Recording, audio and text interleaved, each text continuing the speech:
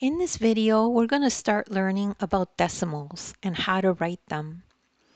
So if we have a problem that says write 8 3/10 as a decimal number. So the easiest way to do this is to use a place value chart. And here is the place value chart. This is where the ones go, and this is the decimal, and this is where the tenths go.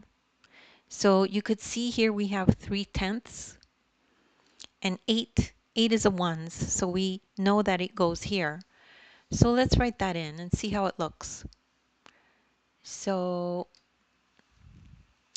we put 8 here,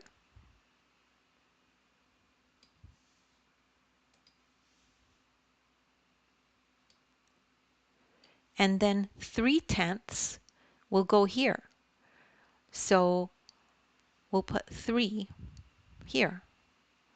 So the number is 8.3. That's what 8 3/10 looks like when it's written as a decimal number.